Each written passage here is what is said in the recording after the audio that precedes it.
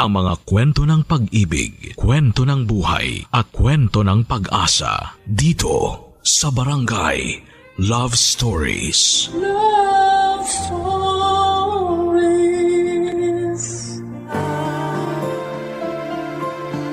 Malaki ang ginagampanan ng mga kapitbahay sa buhay natin. Silang mga saksi sa mga ordinaryong araw mo kung kailan mas totoo ka sa sarili mo. Ikaw, kabarangay, naniniwala ka bang malaki ang epekto sa iyo ng kapitbahay mo? Dear Papa Dudut, ako nga pala si Celia, 30 years old. After 10 years ay kinailangan kong umalis sa nirerentahan kong kondo dahil gagamitin na raw yon ng may-ari. Kahit anong pakiusap ko na mag-increase na lang ng upa ay hindi pa rin siya pumayag. Wala naman akong nagawa, gustuhin ko mang magstay ay hindi na pupwede. Nalungkot ako dahil marami akong memorya sa kondo na yon. 2 karelasyon ang dumaan sa buhay ko sa mga panahong nakatira ko roon. Doon din kami madalas nagiinuman ng mga kaibigan ko dahil ako ang pinakamalapit sa mga tinutuluyan nila. Kaya naman masakit sa akin noon na umalis ng sapilitan. Nahirapan din akong makahanap kagad ng matitirhan na swak sa budget ko at malapit sa trabaho. Hindi nagtagal ay nakahanap ako ng apartment, Papa Dudut. May kalayuan sa trabaho pero mura naman ang upa. Pansamantala lang naman yon. Yon ang iniisip ko. Minamadali na rin kasi ako ng dating landlord ko kasi kailangan na rin nilang lumipat doon sa mismong kondo na nirerentahan ko. Yun ang dahilan kung bakit kinailangan kong lumipat. Kailangan na kasi nilang gamitin ang unit nila. Nakalipat naman ako kaagad at minadali ang pag-aayos ko dahil 2 araw lang ang kinuha kong leave sa trabaho para matapos ang paglilipat ko. Malaki naman ang apartment na nahanap ko. Pero hindi talaga ako masaya, Papa Dudut. Mag-isa ko lang na inasikaso ang lahat. Nilabanan ko ang lungkot at katamaran para matapos na ako. Pahinto-hinto ako noon lalo kapag naaalala ko ang dating kondo na tinutuluyan ko. Alam kong mamimiss ko yon noon lalo na ang mga ka-floor ko na nakasundo ko na at naging kaibigan. Yon ang higit na nagpalungkot sa akin. Panibagong makikilalang kapitbahay at panibagong pakikisama na naman. Nag-overthink ako kaya natigil na naman ako sa pag-aayos. Hanggang sa makarinig ako ng katok sa aking pintuan, Papa Dudut. Si Chrissy ang kapitbahay ko sa compound namin. Kaedad ko lang din siya, Papa Dudut.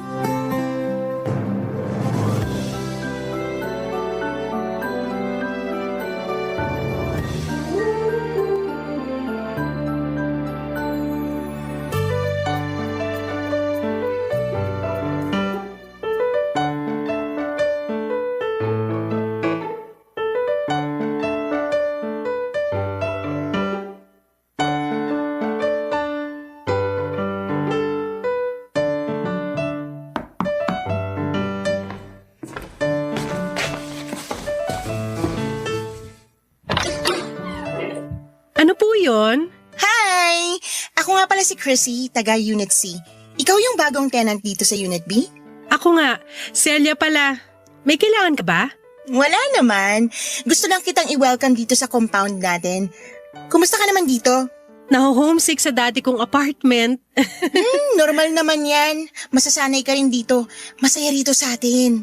Mas masaya kaya kaysa ron sa dati kong apartment? Ito na ang buhay mo ngayon. Kalimutan mo na yung dati mong apartment. Isipin mo na lang na ex mo yun na toxic para mabilis ka makamove on. Paano ko makaka-move on dun sa dati kong apartment hindi naman yung toxic? Hindi rin naman toxic dito. Pero Alam mo mukhang kailangan kitang kumbinsihin na mahalin tong buong apartment mo. paano mo naman gagawin yan? Kung nakita mo lang yung itsura ng dati kong apartment, may intindihan mo ko. May sarili namang ganda ang apartment mo. Tingnan mo nga, ang lawak ng space mo. Maganda pa ang tama ng araw dito sa bintana mo sa sala. Masarap magkape at magmuni-muni dito ng 2:00 ng hapon tapos nakatulala ka lang sa bintana. Promise! Paano mo naman alam? Kasi itong apartment ko dati Bakit ka lumipat? Siguro ang daming problema sa apartment na to. Sabi ko na mali ang desisyon kong lumipat dito. Ay, walang problema dito. It's not the apartment. It's me. Para ka naman nakipaghiwalay sa apartment na to sa linya na yan. Kailangan ko lang lumipat kasi kasama ko na yung kapatid ko rito. Kailangan namin 2 kwarto eh. Kung ako lang masusunod, ay, hindi ko talaga to bibitiwan. Ganun ako kaklingi sa apartment na to dati. Pero sana naka-move on ka na sa apartment na to ha? Kasi sa akin na siya. Hindi na siya babalik sa'yo. Ay nako, naka-move on na ako. Tanggap ko ng 2 taon lang ang pagsasama namin. Nakakatawa ka naman. Ay, 40 ko magpatawa ng mga namamahay sa apartment nila dito. Sige nga, kumbinsihin mo pa ako kung bakit dapat akong tumira rito. Para hindi na ako mamahay. Magandang bintana mo sa kwarto maliwanag talaga kapag umaaraw. Tsaka, laging may mga ibon sa dirty kitchen mo nakadikit ng kwarto mo. Makikita mo sila tuwing nagigising ka sa umaga. Kaya, kung ako sa'yo, bili ka ng bird seeds para lagi ka nilang dalawin sa umaga. Noted dyan.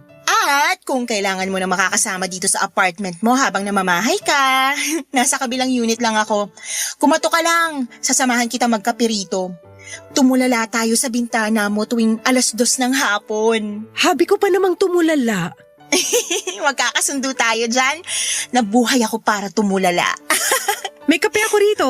Baka gusto mong simulan ng tumulala.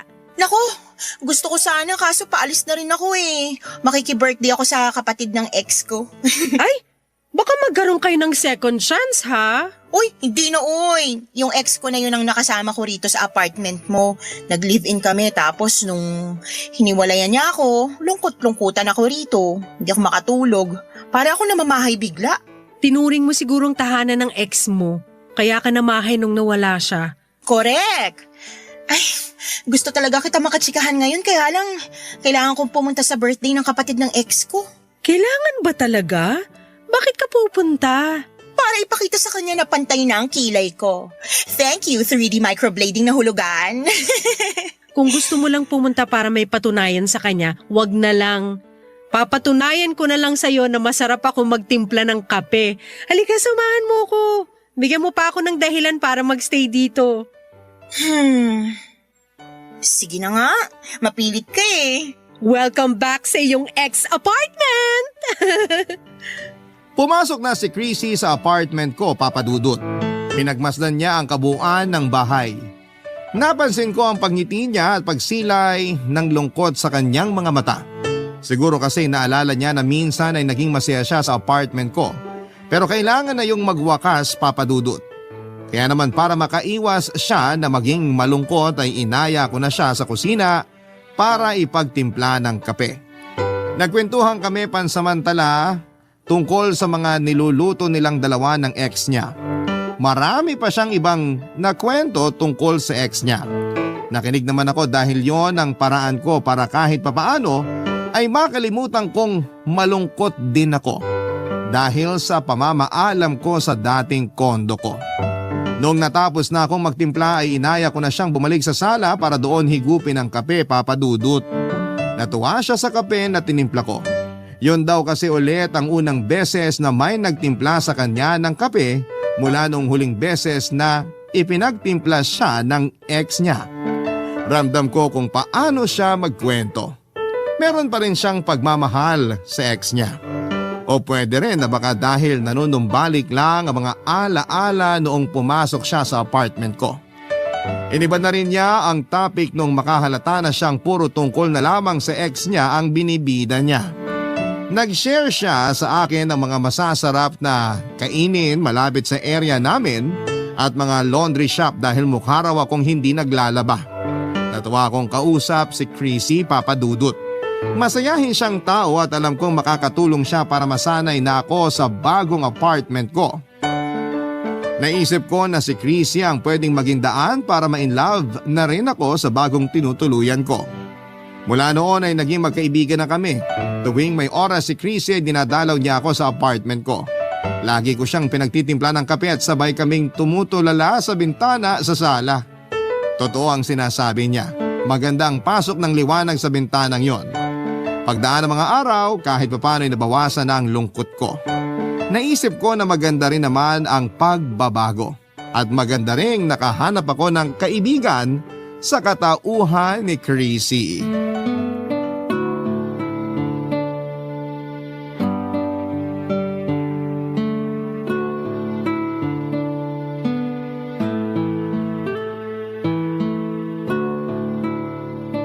Alam mo, Celia, natutuwa ako na ikaw yung umupa rito. Meron kasi yung isa na nag-inquire dito. Ang daming alagang pusa. Hindi ka ba mahilig sa pusa? Ang baho kasi ng dumi at ihi nila, nanunuot sa ilong. Wala namang mabangong dumi at ihi. Parang yung alaga niyong aso. Bakit yung aso namin?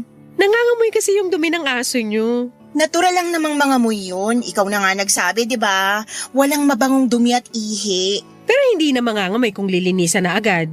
Nililinisan naman namin ah. Pero pinapaabot nyo pa hanggang gabi o minsan madaling araw yung dumi. Nakailang balik na yung mga langaw sa mga dumi na yon pero hindi nyo pa rin nalilinis. Hindi naman kasi lahat ng tao may time maglinis ng dumi ng aso, no? Kaya siguro may mga tao na hindi nag-aalaga ng aso para hindi na kailangan maglinis ng dumi.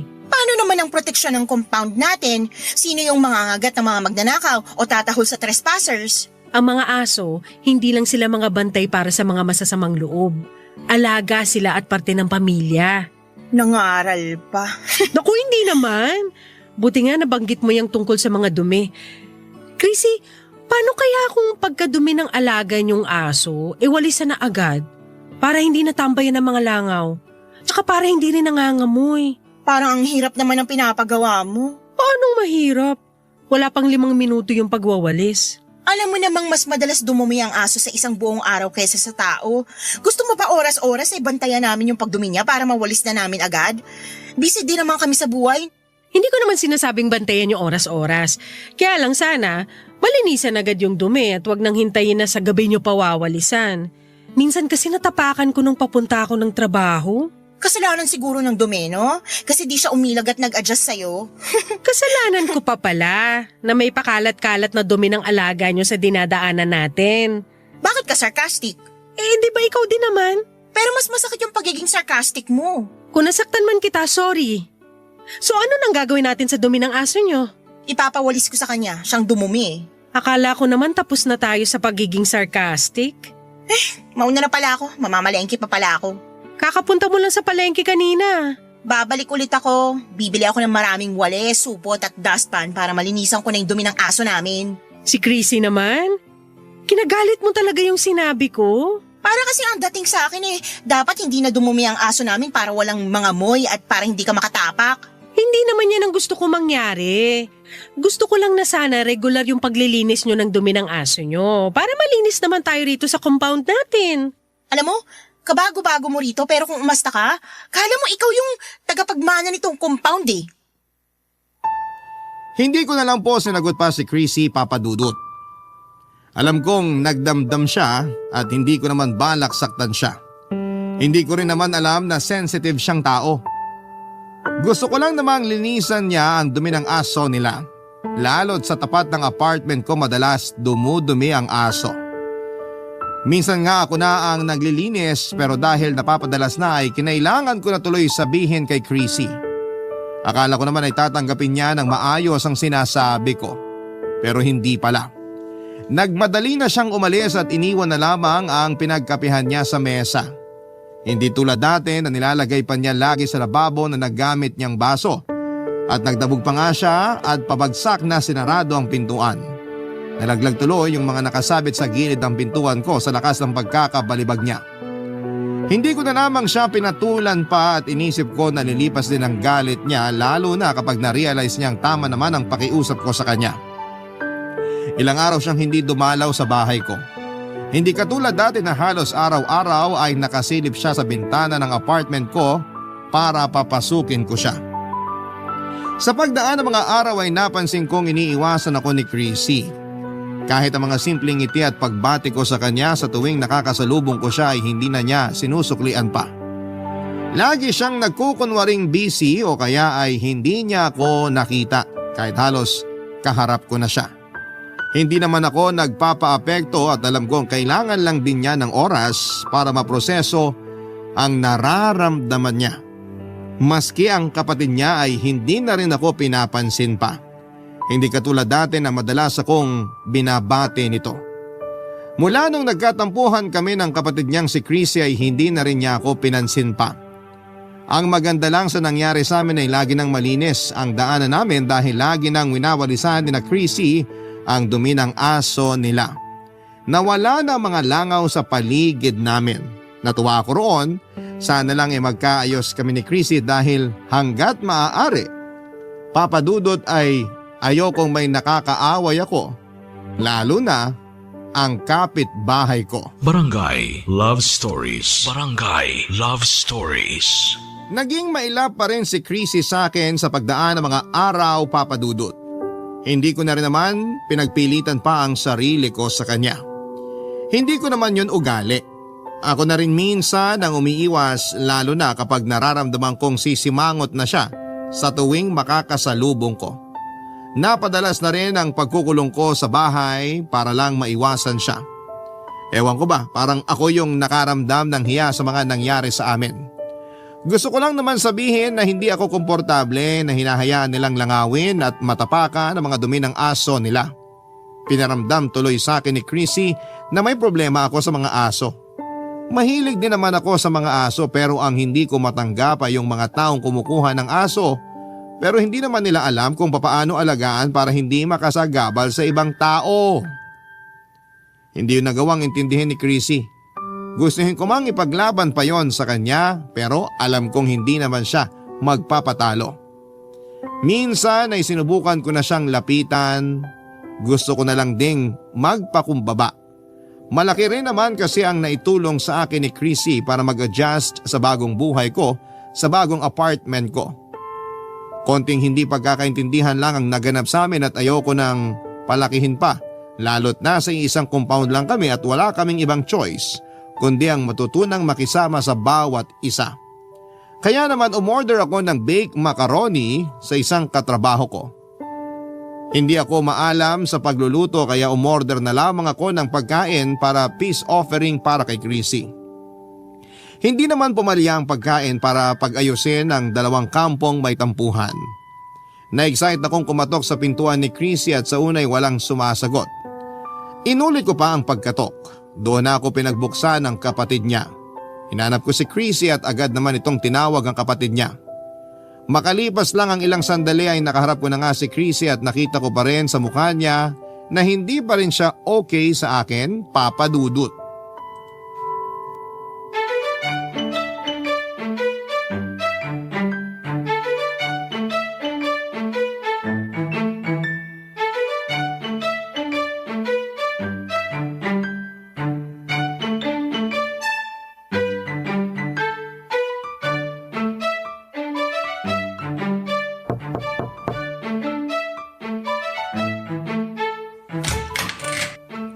Dumumi na naman ba yung aso namin sa tapat ng bahay mo?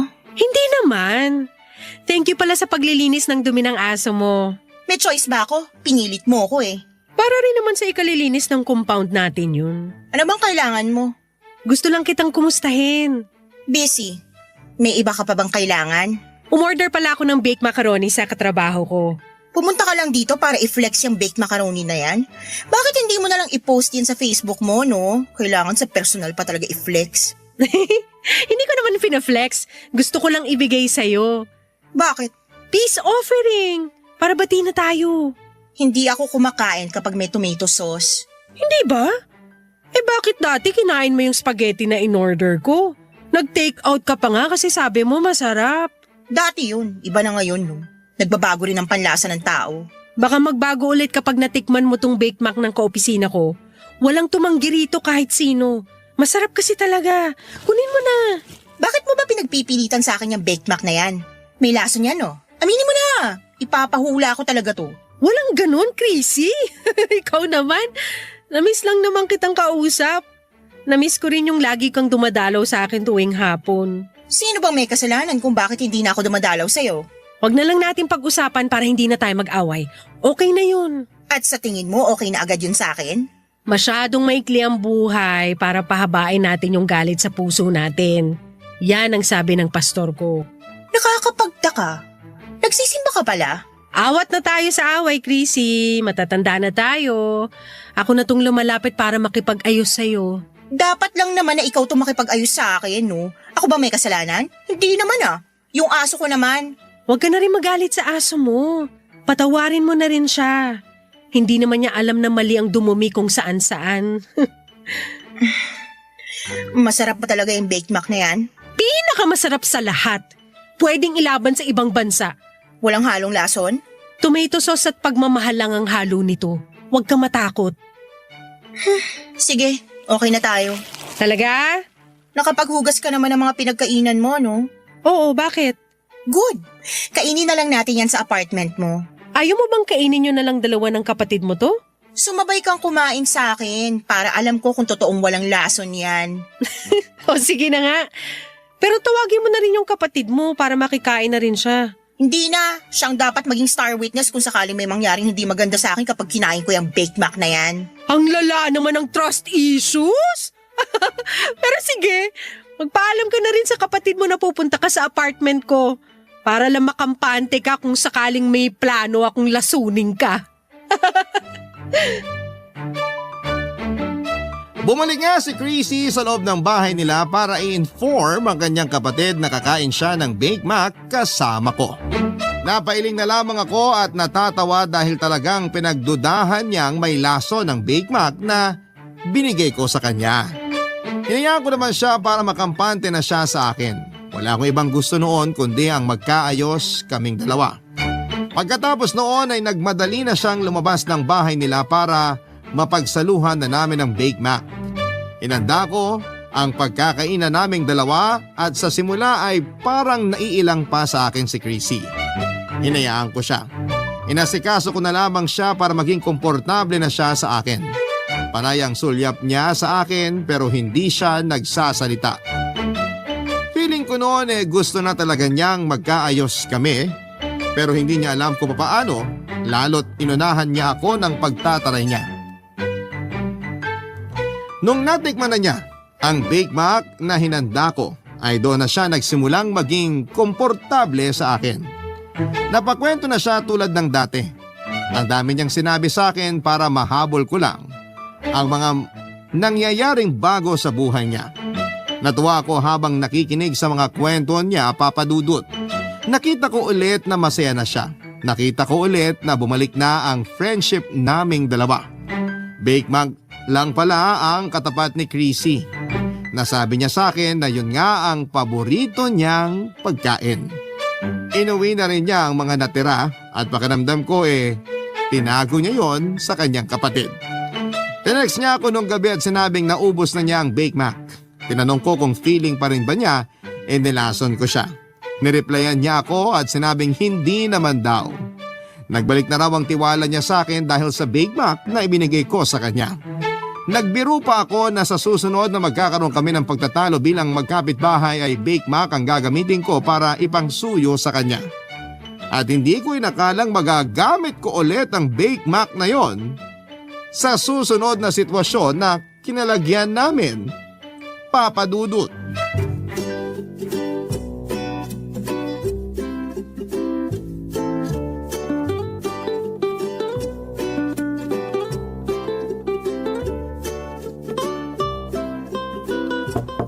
Chrissy, andyan ka ba?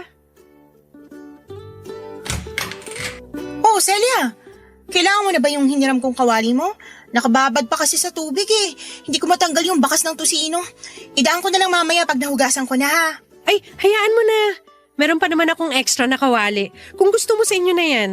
Luma na rin naman Yayamanin, namimigay ng kawali. Bakit ka nga napadaan? Umorder ulit ako ng baked mac sa kaopisina ko. Na naman? Kasi kailangan niya ng pera para sa birthday ng anak niya. Kaya napabili ako ng wala sa oras. Sa birthday nga ng kapatid ko, subukan kitang bentahan ng sobra naming paracetamol. Pagkakitaan kita minsan. Che, regaluhan na lang kita ng baked mac sa birthday mo. Promise. O ito na, kunin mo na to. Sure ka ba? Parang ang dami naman itong baked mac. Gusto mo hati na lang tayo? Di ko rin naman mauubos to kasi nasobrahan na ako kanina sa tosino. Dalawa yung in-order ko. Isa sa akin tsaka isa sa inyo. Ang bait mo naman, hoy! Hindi pa Pasko pero pinaparanas mo na sa amin ng Noche Buena. Thank you, ha? Walang anuman. Alam ko, Bake Mac ang nagpapaganda ng mood mo eh. Mula nga nung binigyan mo ko ng Bake Mac, naging positive na ako sa buhay. Talaga ba? Naku, sakto.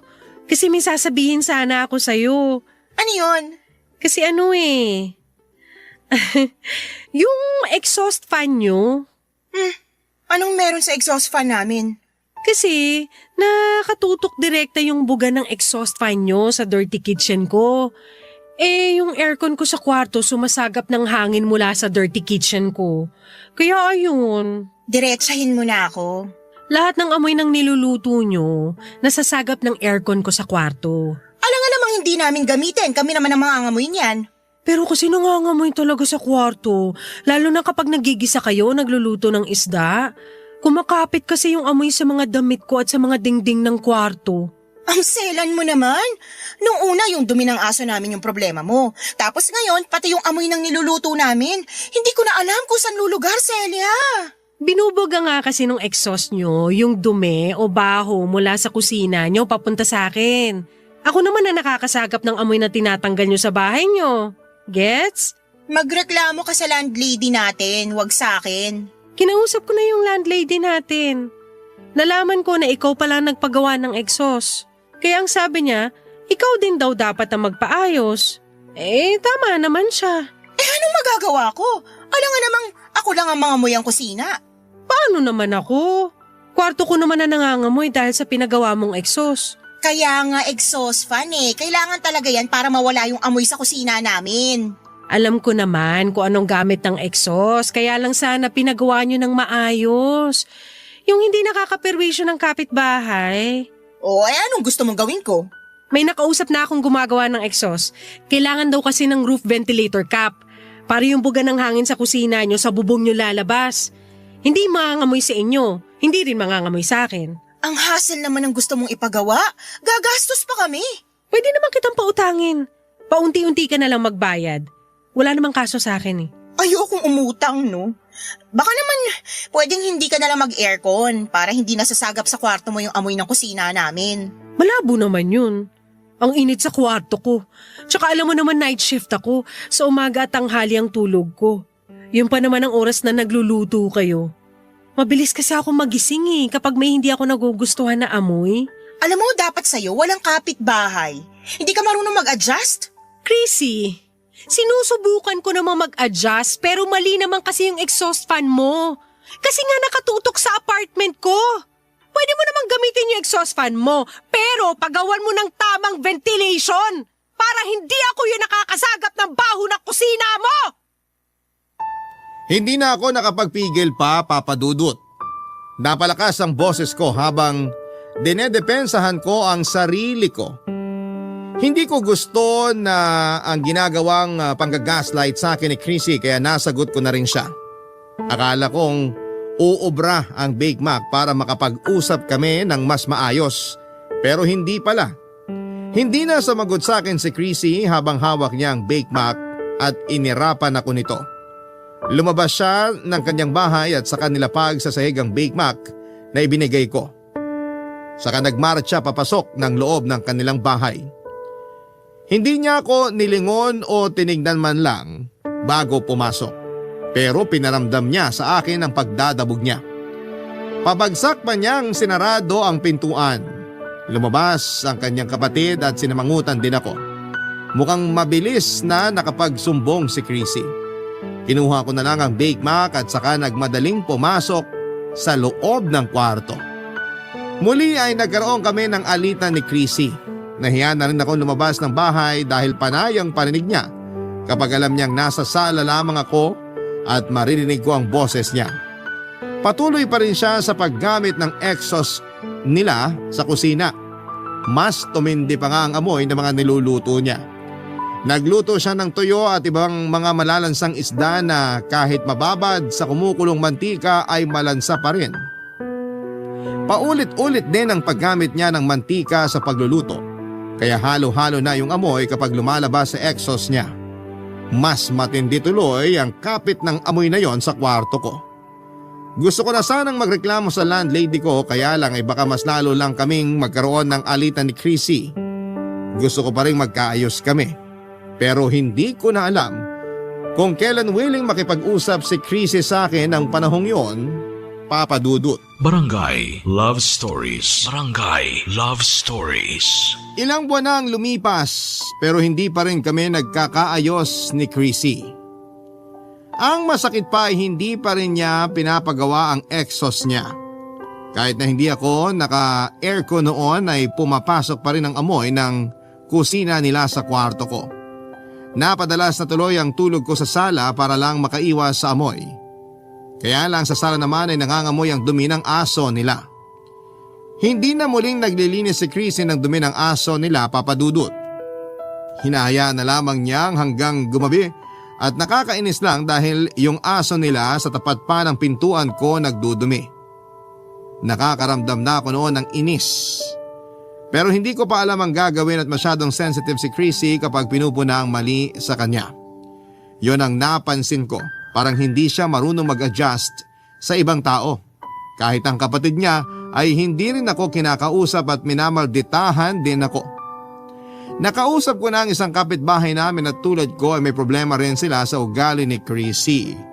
Pero mas pinili na lang daw nilang manahimik dahil gumaganti itong si Chrissy. Kaya mas lalo akong natakot na lumapit sa kanya dahil baka kung ano pa ang gawin niya.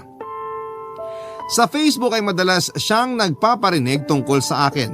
Alam kong tungkol yon sa akin dahil naka-hashtag pa ang Bake Mac sa bawat parinig niya kahit na wala namang kinalaman ang Bake Mac sa post niya.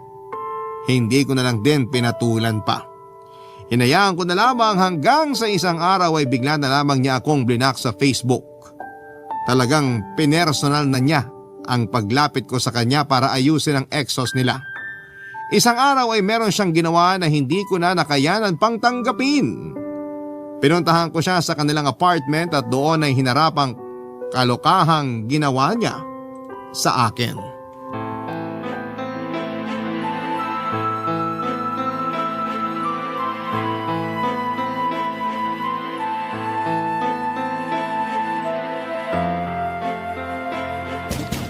Chrissy!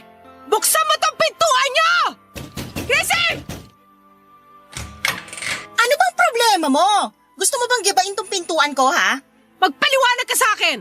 Eto na naman po si babaeng kailangan lagi ng paliwanag. Diyos me, umay! Huwag mo ko dinadaan sa ganyan ha. Hindi na ako natutuwa sa'yo. Bakit? Sa tingin mo natutuwa ako sa'yo? Mag-usap tayong dalawa. Hindi na makatarungan tong ginagawa mo. Pinalagpas ko na yung mga dumi ng aso mo sa tapat ng pintuan ko. Hinayaan ko na rin magbuga na mabawang hangin ng exhaust fan nyo. Oh, edi thank you, kamahalan. Isang malaking karangalan na nag-adjust ka sa dumi ng aso at kusina ko. Kailangan ko ba tanawin to bilang utang na loob? Tapos ganyan ka pa kung magsalita? Hindi talaga uso sa'yo mag-adjust, no? Kapag nasasabihan ka na mali, gumaganti ka? Anong klase pag-uutak ka meron ka? Alam mo, wala akong time makipag-diskusyon sa'yo. Mag-usap tayo! Pupuno na ako sa'yo! Ano na naman ba kinakagalit mo? Ano na naman bang irereklamo mo ngayon? Marami bang banyo mo? Ako na naman ba may kasalanan? Marami ka bang labahin ngayon? Ako pa ulit ang may kasalanan? Bakit mo sinabi sa mga nagde-deliver ng parcel na patay na ako? Ah, yun ba? Hindi yata kami nagkaintindihan eh. Bakit kailangan mo sabihin yun sa kanila? Kailangan ko ang mga parcel na yon! Ayaw na nilang i-deliver dahil sinabi mo matagal na akong patay sa mga rider! Anong klase pag-uutak kayang Chrissy? Ginawa naman nilang literal yung ibig sabihin ng patay. Gusto ko lang iparating sa kanila na para sa akin, patay ka na. Hindi ka na nag-e-exist sa buhay ko. Ganun lang kasimple. Mali ko ba kung ginawa nilang literal? Silang may mali. Laging mali ang ibang tao, no? Pero ikaw ang perfect mo? Hindi ka pwede magkamali? Mali naman kasi sila talaga. Bakit nila ginawang literal yung sinabi ko? Sinabi mo sa kanila na i-cancel ng account ko kasi may gumagamit para mang-scam ng mga rider? Paano mo to didepensahan ngayon, ha? Aba, malay ko ba kung may gumagamit ng account mo para manloko ng riders? Talamak pa naman ngayon yung ganyan. Nakakaawa yung riders. Sinabi ko lang yon para makapag-ingat sila. Talaga ba, Chrissy? Baka naman sinabi mo yun dahil sa galit mo sa akin. Pwede rin. Talagang ganyan ang ugali mo, no? Ayaw mo na magbago? Magbabago lang ako kapag alam kong may natatapakan na akong tao. Ilang beses mo na akong tinapakan! Malateleserye naman ang linya mo na yan. Hindi ako nakikipagbiroan sa'yo! Hindi rin ako nakikipagbiroan sa'yo.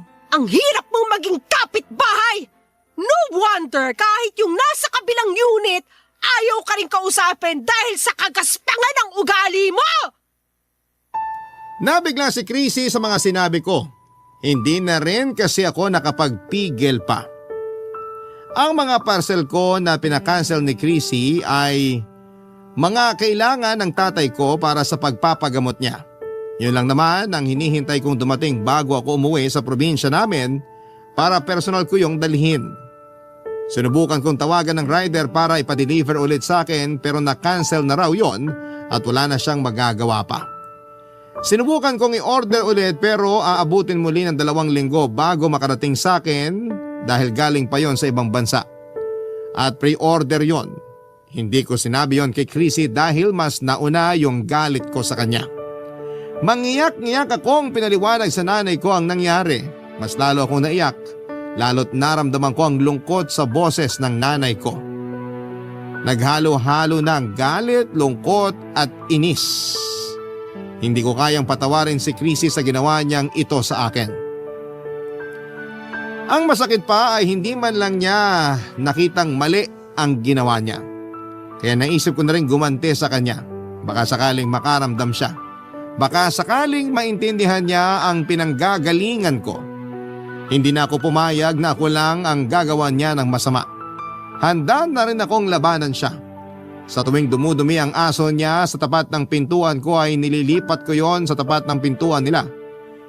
Pinasarhan ko rin ang exhaust fan niya mula sa dirty kitchen ko. Kaya hindi na niya yon magagamit pa para magbuga ng hangin mula sa kusina niya. At ang pinakahuli ay kinausap ko rin ang mga nagdi-deliver ng parcel niya para sabihing scammer siya. Nabantuloy siya. Nakarating ito sa kanya at narinig ko na lamang ang malakas na pagkatok niya sa pintuan ko. Hindi ko kagad yon binuksan para sumakit ang kamao niya. Nang magpasya na akong pagbuksan siya ay nakita ko ang mukha niya na namumula na sa galit kasing pula ng kamao niyang napagod sa kakakatok papadudot.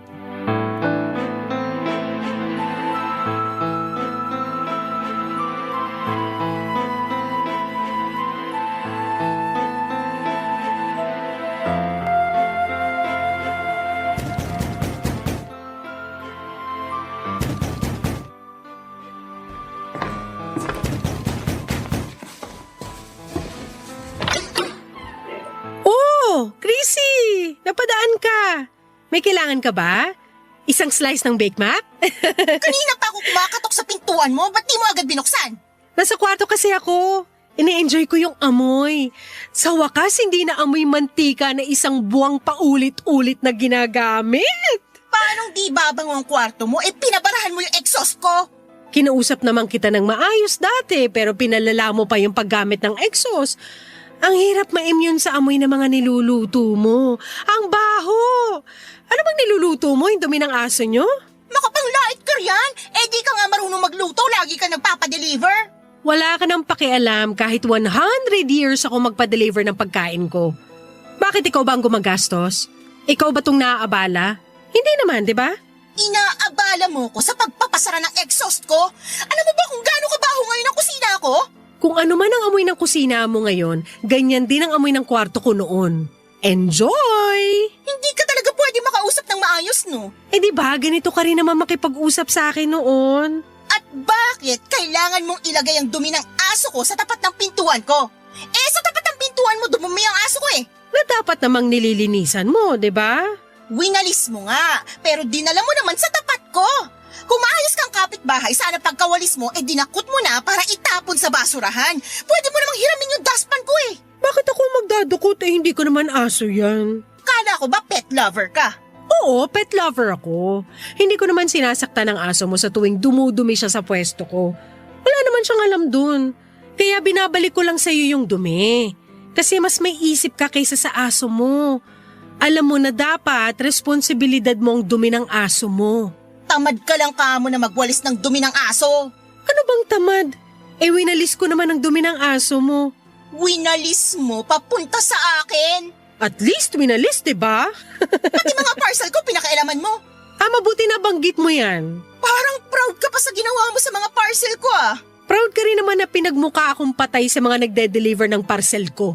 Ang liit na bagay nung ginawa ko sa'yo kumpara sa ginawa mo sa akin. Sinabi mo sa riders na scammer ako. Nakakasakit ka ng loba. At ako, hindi ba ako nasaktan nung sinabi mo sa riders na patay na ako? Malay ko ba kung seseryosohin nilang sinabi ko? At malay ko rin ba kung seseryosohin nilang sinabi ko tungkol sa'yo? Hindi ka talaga magpapatalo, no? Kailangan mo talagang gumanti. Sino ba sa atin ang naunang gumanti? Ikaw naman, di ba? Nananahimik ako rito pero sinagad mo ang pasensya ko. Napaka-arte mo. Hindi ka lang napagbigyan sa mga gusto mo, gumanti ka na bigla. Aba, sabihin mo yan sa sarili mo. Ikaw to nagsimula ng gulo. Maayos akong nakiusap sa'yo tungkol sa aso at sa exhaust mo pero anong ginawa mo? Pinalala mo lahat. Mula ngayon, patay ka na talaga sa akin. Wag na wag lang ako matsyempohan ng mga nagde-deliver sa'yo dahil hindi mo magugustuhan ang sasabihin ko sa kanila. Huwag ka mag-alala. Hindi na ako magpapadeliver dito sa bahay. Diretso na agad sa opisina dahil dun walang demonyong kapitbahay na katulad mo. Naka-demonyo ka dyan, akala mo anghel ka? Nagmumukha akong anghel kapag natatapat sa'yo dahil sa kasamaan mo. Umayos ka ha? Kabago-bago mo rito pero kung umasta ka, kala mo ikaw ang nagpaparenta? Ikaw nga, tagal-tagal mo na rito pero hindi mo rin alam ang tama at mali. Eh di ikaw na ang perfect, ikaw na ang magaling makisama. Magaling talaga ako makisama. Hindi katulad mo. At mula ngayon, magkalimutan na tayo. Kalimutan mo na rin ang Bake Mac na pinangako ko sa birthday mo. Tche!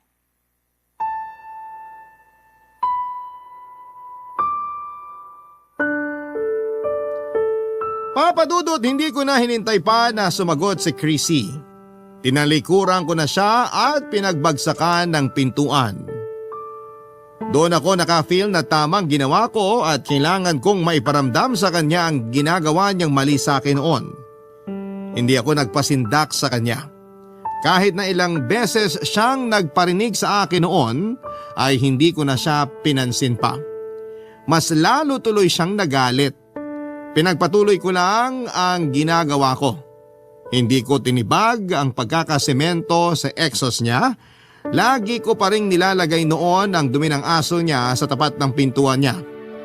Lagi na rin siyang nakaantabay sa mga parcel niya sa takot na baka maunahan ko siyang lapitan ang mga nagdi-deliver. Alam ko na stress na siya noon pero hindi ko siya aatrasan kung yun ang paraan para matuto siya. Hanggang sa isang araw ay kusa na niyang nililinisan ang dumi ng aso niya sa tapat ng pintuan ko. Nawala na sa wakas ang amoy na pumapasok sa loob ng sala ko. Pinagawa na niya ang exhaust at nakatutok na yon sa kanyang bubungan. Hindi na pumupunta sa akin ang amoy ng niluluto niya mula sa kusina. Sinubukan kong magpa-deliver ng parcel sa bahay at kahit siya ay nakaharap na rin ng rider. Itinuro na nito kung saan ako nakatira. Naging maayos na si Chrissy pero hindi ibig sabihin noon ay kinaibigan ko na siyang muli. Mas okay nang maging civil lamang kami sa isa't isa kaysa ibalik ang dati naming pagkakaibigan. Yun na lamang ang naging relasyon ko sa kanya, isang kapitbahay. Hindi yon nahahaluan ng personal na panghuhusga.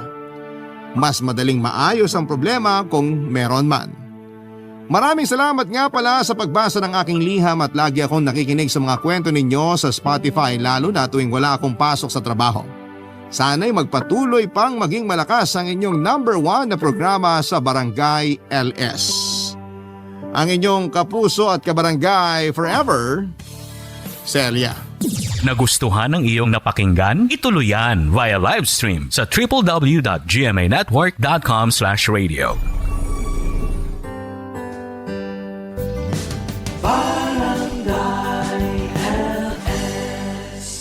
Forever. Ang mga kwento ng pag-ibig, kwento ng buhay at kwento ng pag-asa dito sa Barangay Love Stories. Love Stories.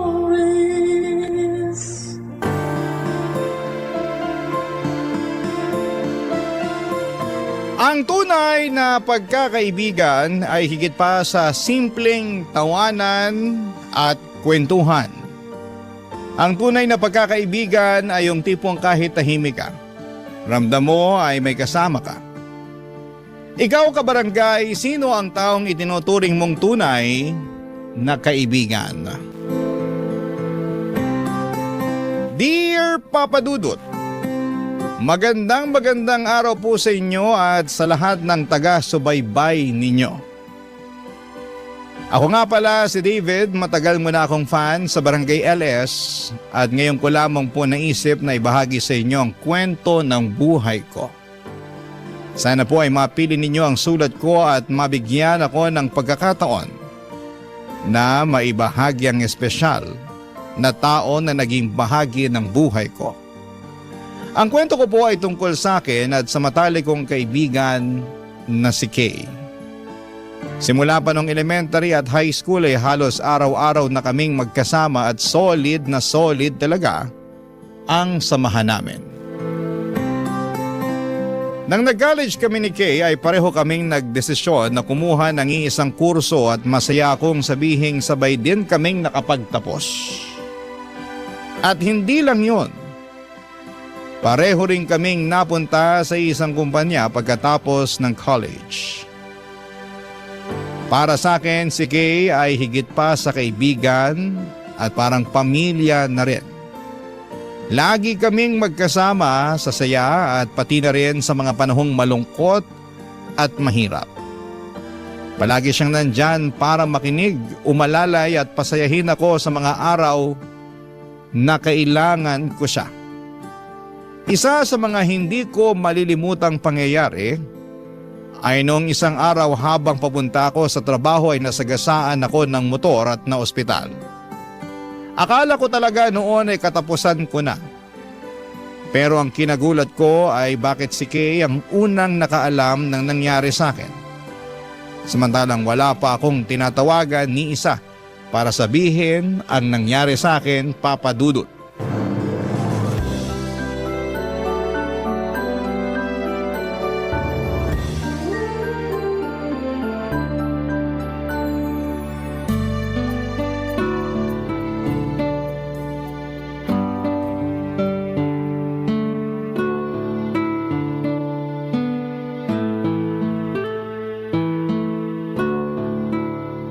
Alam mo ikaw, mukhang ulyaning ka na. Anong ibig mo sabihin? Nakalimutan mo na ba? Ako kaya yung nilagay mong emergency contact doon sa ID mo. Ay, hala, oo nga. Anyway, kailangan malaman ng papa at mama mo yung nangyari sa'yo.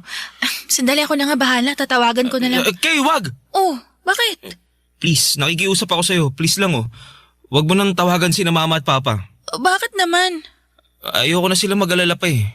Alam mo naman yung mga yun. Sigurado ako magpapanik yung mga yun kapag nalaman nila kung ano yung nangyari sa akin. Kaloka naman, David, oh. Kapag nakauwi ka na sa inyo, sigurado akong magsasaklay ka at malalaman din ng mga magulang mo yung nangyari sa'yo. Kaya habang maaga pa, mas mainam na sabihin natin sa kanila yung nangyari. Oo nga, pero ayokong makita nila ako dito sa ospital. Kaya parang awa mo na. Ha? Bigay mo na sa akin to. Ako na magpapaliwanag sa kanila kapag nakalabas na ako dito. Oh, siya. Sige na nga. Kung ano yung makakapagbigay sa'yo ng peace of mind, sige na, doon na ako. Salamat ah. Tsaka thank you din kasi pinuntahan mo ako dito. Sus, kau talaga para ka namang others. Maliit na bagay lang naman eh. Siyempre, pupuntahan kita dito kasi alam ko naman na kung mangyayari sa akin yung nangyari sa'yo, hindi ka rin naman magdadalawang isip na puntahan ako, di ba? Siyempre naman. Solid nga tayo, di ba? Teka nga muna, paano ba kasi nangyari sa'yo to? Bakit ka naman nabundol ng motor? Paano ba naman kasi? Nanlalabo na tong mga mata ko. Kaya, ayun, di ko na nakita yung motor. Loko! Ito na nga ba yung sinasabi ko, David eh. Ang tigas din kasi ng ulo mo. Diba, sinabihan na kita nung nakaraang buwan na kailangan mo nang kumuha ng salamin. Ayan tuloy na pala mo. Pero ayoko talaga magsalamin eh. Sigurado magbumukha akong lolo nun. So ano gusto mong gawin? Pabayaan natin yung astigmatismo hanggang sa mabundol ka na naman ng motor. Alam mo, ikaw ang sungit mo. Siyempre, concern lang ako sa'yo. Thank you sa concern ha, pero tama na. Tuwing naiinis ka, naalala ko lang sa'yo si mama eh. Ah, ganun. Aray! Ingat Yung ka, braso ko! ha? Danda naman! Ay, sorry. Masakit? Ang lakas nun ah. Di, sorry. Ikaw naman kasi, nakakainis ka eh. Alam mo, kapag ako nakalabas dito, gagantihan kita. Ah, talaga ba? O paano to? Binilan pa naman kita ng paborito mong leche flan at maha blanca. Pero, wag na nga lang. Bibigay ko na lang to sa mga street children dyan sa labas. Mauna na ako sa'yo. Oh, Bye! ito naman oh, di naman mabiro. Lapag mo na lang dyan sa mesa. Kakainin ko yan mamaya. Pagkain lang pala katapat mo eh. Kilalang kilala mo nga talaga ako. Ano? Nga pala, Kay. Thank you sa pagbisita sa akin dito ah. Pero sige na, mauna ka na. Baka mamaya malate ka pa sa trabaho. Ay, hindi. Dito lang ako. Sasamahan kita hanggang sa gumaling ka. Ha? Ano ibig mo sabihin? Nagpaalam na ako kay boss na magli-leave ako ng 1 linggo para mabantayan at maasikaso kita. Lo, ba't mo naman ginawa yun? Di mo naman kailangan gawin yun eh. Alam mo, huwag ka nang choosy. Ako magiging yaya mo for 1 week straight at wala ka nang magagawa doon. Kaya relax ka lang dyan. Ako na bahala sa'yo, okay? Pinanindigan talaga ni Kay na babantayan niya ako buong linggo kahit na hindi naman talaga kailangan. Sa mga panahong yun ay sobrang na-appreciate ko na may tao tulad ni Kay sa buhay ko. Pero syempre nagalit din ang mga magulang ko nang malaman nilang hindi ko agad sinabi ang tungkol sa aksidente, pero tinulungan ako ni Kay at naipaliwanag niya sa mga magulang ko na ayoko lang namang mag-alala sila. At dahil sa tulong ni Kay ay hindi na nagtampo sa akin ang mga magulang ko. At sa katunayan, sa halip ay mas lalo lamang lalo kong naramdaman ang pagmamahal sa akin ni na mama at papa. At aaminin ko din po sa inyo, Papa Dudut, na habang tumatagal ay mas lalong nahuhulog ang loob ko kay Kay. Hindi ko maintindihan kung bakit ngayon ko lang naramdaman ang mga ito sa tagal na naming magkaibigan. Pero siguro ganun talaga ang pag-ibig. Hindi mo malalaman kung kailan ka tatamaan. Bigla na lamang itong darating at tatamaan ito ang puso mo nang hindi mo inaasahan. Hanggang sa isang araw habang magkausap kami ni Kay sa telepono, isang bagay ang bigla na lamang sumambulat sa akin, Papa Dudut.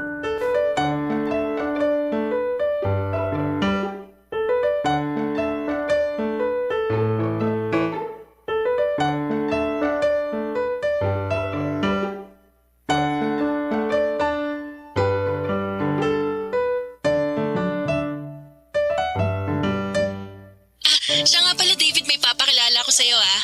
Alex, babe! Halika dito, papakilala kita kay David. Yung sinasabi ko sa yung best friend ko. Mamaya na! Saglit lang. Ano? May boyfriend ka na? Oo, alam kong biglaan pero wala eh, marupok tong friend mo eh. Actually, naging kami ni Alex nung nakaraang buwan pa. Ha? Ba't di mo naman agad sinabi sa akin? Sorry na. Pero ngayon lang talaga ako nagkaroon ng lakas ng loob na sabihin yung tungkol sa amin ni Alex. May feeling kasi ako na magtatampo ka sa akin kapag nalaman mo yung tungkol sa amin eh. Paano mo naman nasabi yun? Kasi matagal na tayo mag-best friend at baka magtampo ka kasi makahati na yung oras ko sa'yo tsaka kay Alex. Ano ka ba naman? Oy, Brad! Nabalitaan ko yung nangyari sa'yo. Kumusta ka na? Eto, ayos lang. Salamat. Pero 1 week ka din binantayan ng jowa ko, di ba? Siguro magaling ka na naman ngayon, di ba? Kailangan mo pa ba ng yaya? Mahikilala ako. Nga pala, lubos-lubusin mo na tong video call niya sa'yo ha, kasi sosolohin ko na siya mamaya. Alam mo ikaw, nagpapakyut ka na naman sa akin eh. Pero cute naman talaga ako, di ba? Ay naku, ewan ko sa'yo. I love you. Love you too, doon ka na nga muna. O sige. O paano yan, Brad? Sa susunod, tumingin ka sa kaliwa at sa kanan bago ka tumawid ng kalsada, ha? Ang cute niya, no? Andiyan pa ba si Alex? Wala, ayun. Kapapasok lang ng CR. Bakit? May itatanong ako sa'yo eh. Pero wag ka sana magalit ha. Sige, ano ba yun? Sigurado ka na ba talaga dyan sa boyfriend mo? Wala naman siya. Bakit mo naman natanong yan? Ewan ko, pero... Pero ano? Ewan, nayayabangan ako dyan sa jowa mo eh. Alam mo ikaw, hindi ka pa rin talaga nagbabago, no? Noon pa man sobrang judgmental mo na. Seryoso ko. Masama yung kutob ko dyan sa boyfriend mo na yan. Alam ko na kung bakit ka nayayabangan kay Alex. Dahil siguro dun sa sinabi niya na cute siya, no? Yun ba yun? Siguro. Basta, hindi ko mapaliwanag eh. Hindi mo maipaliwanag kasi wala naman talagang basihan yung mga pinagsasasabi mo. Puro ka duda at hinala. Alam mo, kapag nakita na kayo ni Alex sa personal, sigurado ako magbabago din yung tingin mo sa kanya. Uy babe, di ka pa ba tapos dyan? Halika na nga dito. Tapusin mo na nga yan. Kanina ka pa dyan eh. Uy, so paano? Alis na muna ako ha. Tawagan na lang kita soon. Ha? Sige. Basta kung kailangan mo ng karamay o makakausap ha, nandito lang ako palagi para sa'yo. Ay sus. Napaka-drama mo talaga, no? Pero thank you. Best friend talaga kita, no? O sige na, papatayin ko na tong tawag. Ingat ka dyan. Sige, ikaw din. Ingat ka. Bye! Babe, di ka pa ba tapos dyan? Lakas ng hangin mo. Kala mo naman kagwapuhan ka. Di ko maintindihan kung ano nakita sa'yo ni Kate. Nagustuhan ka niya eh. Nakakain na nga lang. Bad trip. Aaminin ko po sa inyo na sobrang inis na inis ako kay Alex noong araw na yon. Ramdam ko yung hiyabang niya sa video call, yung tipong parang nangaasar. At nararamdaman ko rin na parang ayaw niya sa akin. O baka nga tama si Kay na baka hinuhusgahan ko lamang si Alex nang wala sa lugar. Pero sa kabila ng lahat ng yon ay isang bagay ang malinaw sa akin. Mahal na mahal ko na si Kay at gusto ko na sanang iparamdam sa kanya yung totoong nararamdaman ko. Kaso torpe ako, Papa Dudut. At bago ko pa man masabi ang tunay ko na nararamdaman ay naunahan ako ng asungot na si Alex. Kaya na mga panahong yon ay sinabi ko na lamang sa sarili ko na magpaparaya muna ako kahit na hindi ko gusto at kahit na masakit. Pero ginawa ko yon dahil mahal na mahal ko si Kay. At kahit papaano ay gusto ko pa rin naman siyang maging masaya. Kahit nasa piling siya ng ibang tao. Barangay Love Stories. Barangay Love Stories. Papadudot noon ay maayos pang naging samahan namin ni Kay. Palagi pa kaming nag-uusap sa trabaho at nagkwekwentuhan sa telepono tungkol sa mga pangarap at plano namin sa buhay. Kahit na asar na ako sa jowa ni Kay na si Alex, ay natutunan ko na rin at tanggapin na siya na talaga ang mahal ni Kay. Pero habang tumatagal ay napapansin ko na parang iniiwasan ako ni Kay. Aminin ko na nasaktan talaga ako kasi hindi ko naman alam kung ano yung ginawa ko para layuan ako ni Kay nang ganon na lamang. Masakit ang ma-friend zone pero mas masakit pa yung pakiramdam na yung taong minsang pinakamalapit sa iyo ay unti-unti nang nawawala sa buhay mo. Doon ko na naisip na kailangan kong gawin ang lahat para maibalik at masalba ang pagkakaibigan namin ni Kay, Papa Dudut, bago siya tuluyang mawala sa akin.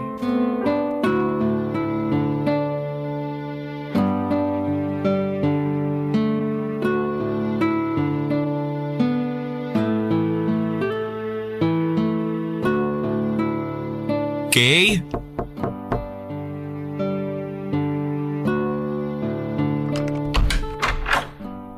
David, anong ginagawa mo dito? Ha? Bakit? Bawal na ba akong bumisita ngayon? Hindi naman sa ganun, pero please lang, nakikiusap ako sa'yo. Umalis ka na muna. Huwag ngayon, parang awa mo na. Sandali nga lang. Bakit ba nagkakaganyan ka ha? May problema ba? Pwede ba? Sumunod ka na lang. Papunta na dito si Alex. Uy, ano naman ngayon? Kilala niya naman ako ha. David, tatapatin na kita. Ayaw ka ng jowa ko. Yun na nga ba sinasabi ko eh. Siya ba ang dahilan kung bakit mo ako iniiwasan? Oo. Pero bakit? Kasi pinagseselosan ka ni Alex. Pero Kay, alam mo naman sa sarili mo na wala tayong ginagawang masama. Hahayaan mo na lang ba na basta-basta na lang masisira yung pagkakaibigan natin dahil lang sa lalaking yun? Kung tutusin naman walang basihan yung pagsiselos niya sa akin eh. David, please lang. Ayoko ng gulo kaya umalis ka na lang. Hindi. Dito lang ako. Aantayin ko yung Alex na yan at ako mismo magpapaliwanag sa kanya na wala siyang dahilan para magselos. David, hindi mo alam kung paano magalit si Alex. Kaya kung ayaw mong mapilayan, nagmamakaawa ako na umalis ka na lang bago ka pa niya makita. Alam mo kung anong hindi ko maintindihan? Kung bakit ka nagpapadala dyan sa jowa mo eh. Mas may pinagsamahan tayo, Kay.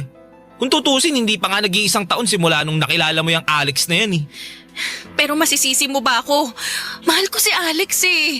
At isa pa, ikaw ang best friend ko, David. Dapat ikaw itong mas nakakaintindi sa akin. Uy, ano yung gusto mong maintindihan ko? Kung bakit mo ako nilalayuan para dyan sa Alex na yan?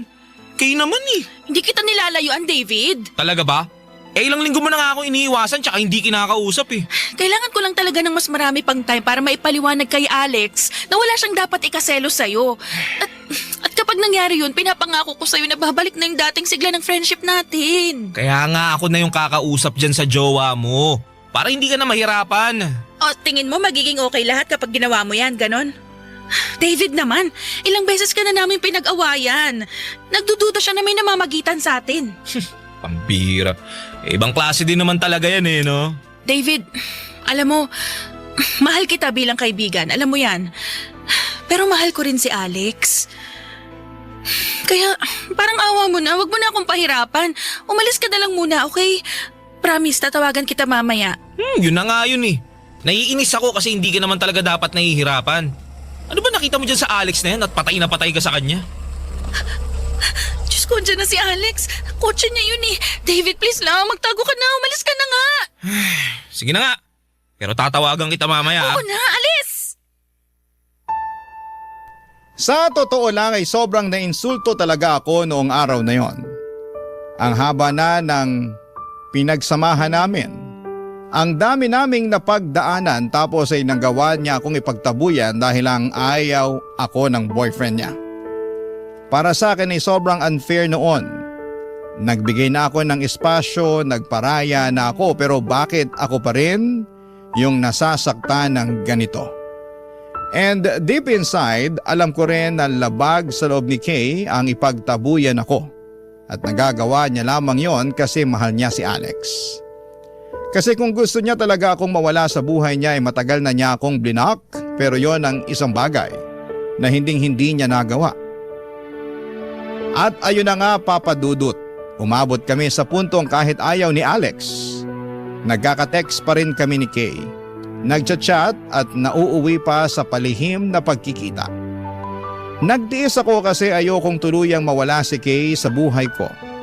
Mas pinili kong kumapit sa kung ano pang natitira sa amin. Kahit ako na lang yung nasasaktan sa bandang huli, Papa Dudut.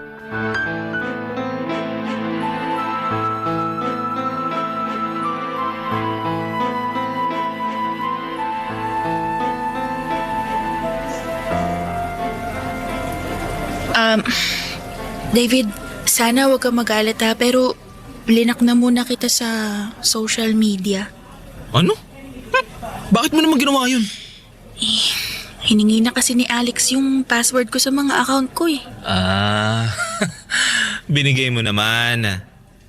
I mean, okay na yun para at least matigil na rin siya sa pagdududa niya sa'yo. Pero huwag ka mag-alala kasi ni minsan hindi ko naman binigay sa kanya yung passcode ng cellphone ko.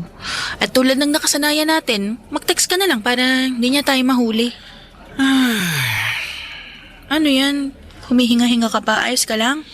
Ano ba? May magagawa pa ba ako? Kung di lang kita best friend eh, malamang di ako magtitiis sa ganitong klaseng setup. Sorry na. Uy, huwag ka na magtampo sa akin. Alam mo naman na kahit iniiwasan na kita nun, hindi rin naman kita matitiis, diba? Ikaw lang kaya yung nag-iisa kong best friend. Alam mo, mabait ka naman eh. Maganda, matalino. Hindi ka deserve nung Alex na yun. Mas deserve mo yung lalaking hindi insecure tsaka possessive. David naman eh. Diba napag-usapan na natin to? Mahal ko si Alex at hindi magbabago yun. Kaya please, huwag ka na kumontra. Di naman talaga ako kontra kung di lang kita mahal. Ano? Sabi mo? Wala. Kay, naglalakas loob na ako na sabihin sa'yo to. Kasi kapag hindi ko sinabi sa'yo to ngayon, hindi ko alam kung magkakaroon pa ako ng pagkakataon para sabihin sa'yo yung tunay kong nararamdaman. Ha? Anong ibig mong sabihin? Kay, mahal na mahal kita. At gusto kong patunayan at ipadama sa'yo yun. David naman, bakit ngayon mo lang sinabi sa akin to? Kasi nung una hindi pa ako sigurado eh. At ayoko naman na masira yung pagkakaibigan natin dahil lang dito sa nararamdaman ko. Pero ngayon na nakikita kong nagtitiis ka sa maling lalaki, mas lalo akong nagiging sigurado sa nararamdaman ko para sa'yo. David, nagpapasalamat ako kasi simulat sa Paul, andyan ka palagi para suportahan ako at iparamdam sa akin na hindi ako nag-iisa. Pero alam mo naman 'di ba na parang kapatid na lang yung tingin ko sa'yo? Aaminin ko nung umpisa, nahirapan akong tanggapin na hanggang best friend lang talaga ang tingin mo sa akin. Pero habang tumatagal, mas nare-realize ko na mas hindi ko kakayanin kung mawawala ka sa buhay ko. Pero kung may chance naman na maging tayo, why not, di ba? David, please lang ha. Huwag mo nang dagdagan tong iniisip ko. Kay, sinabi ko na to sa'yo noon at sasabihin ko ulit sa'yo ngayon. Hindi ka dapat nahihirapan ng ganito. Hindi deserve ni Alex ang isang babaeng katulad mo.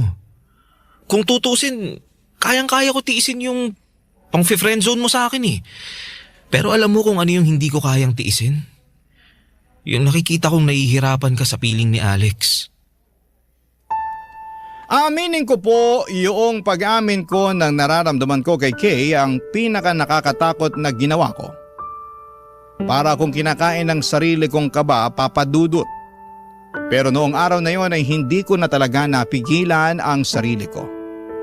Ang tagal ko na kasing bitbit yung nararamdaman ko at naisip ko na kung hindi ko pa sasabihin, baka hindi na ako magkaroon ng lakas ng loob para sabihin ang tunay ko na nararamdaman. Gusto ko lang maging totoo kahit na isang beses lang. Pero pagkatapos kong umamin ay bigla na lang nagiba ang lahat. Umiwas na talaga si Kay at hindi na nagre-reply. At parang nawala na yung closeness namin ng tuluyan. Nalito ako at nasaktan at hindi ko na maintindihan kung saan ako nagkamali. Umabot pa ako sa punto na naisip ko na sana ay hindi ko na lamang sinabi ang tunay kong nararamdaman. Sana nakontento na lamang ako sa palihim na pagkikita namin. Kasi kahit masakit at least noon ay hindi pa ako ganito kalayo sa kanya. Papadudot ngayon parang ako na lang yung naiwan, nag-iisa, bit-bit ang damdaming hindi ko na alam kung paano ko haharapin o saan ko ilalagay. Papadudot. Barangay Love Stories. Barangay Love Stories. Pagkalipas ng ilang linggo ay bigla namang umikot ang mundo ko. Parang nangaasar talaga ang tadhana kasi isang araw ay nag-text si Kay at tumawag pa. Doon niya inamin sa akin na higit pa sa best friend ang turing niya sa akin at mahal niya rin daw ako. Grabe.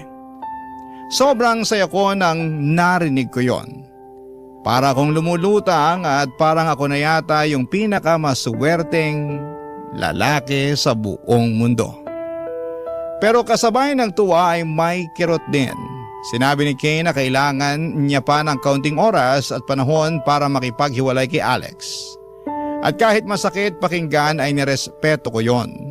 Ang importante sa akin ng oras na yon ay umamin na siya sa nararamdaman niya. At least ngayon ay may pag-asa na at may direksyon na yung matagal ko nang pinipigilang damdamin. Kaya kahit mahirap, kahit ako yung naipit ay tinanggap ko. Ang sabi ko sa sarili ko na hihintayin ko siya. At pag dumating yung araw na tuluyan na niyang hiniwalayan si Alex, ay ako mismo ang sasalo kay Kay, papadudot.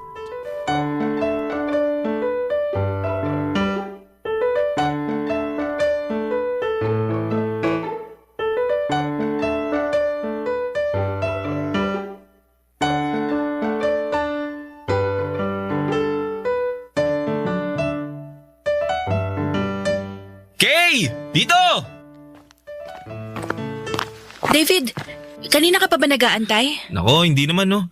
Kakarating ko nga lang dito sa park eh. Kung ganun, bakit ka pinagpapawisan? Wala to. Alam mo naman, pawisin ako, di ba? Nga pala, alam ba ni Alex na nandito ka ngayon? Siyempre hindi. Ano bang klaseng tanong yan? Sinabi ko sa kanya na mag-overtime ako sa trabaho ngayon, kaya wag ka na mag-alala dyan, okay? Sige, sabi mo eh. Gusto mo na bang kumain? Sagot kita. Mamaya na lang, di pa naman ako nagugutom eh. Pero magsabi ka lang kung nagugutom ka na ha. Sige po. Nga pala, Kay, totoo ba yung sinabi mo sa akin na mahal mo na rin ako? Oo, David. Kung ganun, kailan mo ihiwalayan si Alex? Pwede bang wag muna tayo magpadalos-dalos? Sige. Handa naman ako maghintay eh. Mga hayop kayo! Alex! Sabi ko na nga ba nakikipagkita ka pa rin sa lalaking to eh. Brad, wag mo sigawan si Kay. Kumalma ka. Ha? Wala kaming ginagawang masama. Hoy, hindi kita kinakausap ah. Manahimik ka, kung hindi sasapakin kita. Sige, subukan mo lang. Hinahamon mo ako? Oo! Uy, tumigil na nga kayo! Awat na! Tama yung sinasabi ni David, Alex. Simulat sapol pa lang wala na kaming ginagawang masama. Kung tutuusin, ikaw lang naman tong malisyoso mag-isip eh. Napakadumi kasi niyang utak mo. Eh masisisi mo ba ako? Kung hindi pa kita sinundan, hindi ko malalaman na niloloko mo na pala ako. At para sabihin ko sa'yo, ha? Kung hindi ka lang sana obsessive at possessive, hindi hahantong sa ganito ang lahat ng to. So kasalanan ko pa kung bakit ka nagloko. Pwede ba? Ilang beses ko bang sasabihin sa'yo na minsan hindi kita niloko? Nagawa ko lang naman lahat ng to dahil ayoko masaktan yung feelings mo kahit sakal na ako sa'yo. Nasasakal ka. Kung ganun, maghiwalay na lang tayo para matapos na to. Oo talaga, mas mabuti pa nga. Sige, hiwalayan mo na ako dito ngayon din. Pero eto tatandaan mo ha, hindi na ako bumabalik sa mga ex ko. Ewan ko sa'yo. Bahala ka na sa buhay mo. Hoy! Hoy, saan ka pupunta? Hindi pa tayo tapos ha? Kay, wag mo na siyang pigilan. Napakakitid ng utak. Ako na nga ito nag-a-adjust sa kanya, ako pa tong masama.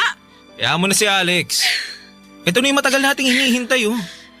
Hindi mo na siya kailangang pagtiisan. Nandito na ako. Di mo kasi ako naiintindihan, David. Hindi pa ako handa na sabihin sa kanya yung totoo eh. Pero nangyari na. Tadhana na mismo nagsasabi na dapat tayo ang magkatuluyan. Madali lang para sa'yong sabihin yan kasi hindi naman ikaw yung naiipit. Ako! Teka nga lang. Ba't parang hindi ka natutuwa na tuluyan ka ng hiniwalayan ni Alex? May hindi ka ba sinasabi sa akin? David, I'm sorry pero saka na lang tayo mag-usap. Kailangan kong ayusin to. Pupuntahan ko muna si Alex. Gulong-gulo talaga ako ng araw na yon, Papa Dudut. Dahil napakagulo din ni Kay. Ramdam ko na hindi niya pa sigurado kung ano ang talagang gusto niya para sa kanyang sarili. Tila tadhana mismo ang gumagawa ng paraan para kami ni Kay ang magkatuluyan, pero hindi ko maintindihan kung bakit parang hindi natuwa si Kay sa mga nangyari. Hindi ko po lubos maintindihan kung bakit kailangan pa niyang habulin si Alex noong umalis ito. Dumoble yung sakit sa puso ko noon at lalo lang nagulo ang isipan ko sa dami ng tanong at alalahanin. Alam ko na si Kay lang ang makasasagot ng lahat ng mga katanungan ko at sa wakas ay mukhang makukuha ko na rin ang sagot ko sa mga katanungan ko. Pagkatapos ng 2 araw ay nag-text siya at sinabi na makikipagkita siya sa coffee shop na pinuntahan namin noon. At syempre, agad akong pumayag. Sabik na malinawan sa lahat ng mga nangyari noong gabing sinugod kami ni Alex. At para rin sa pagkakataong marinig mismo ang nararamdaman niya.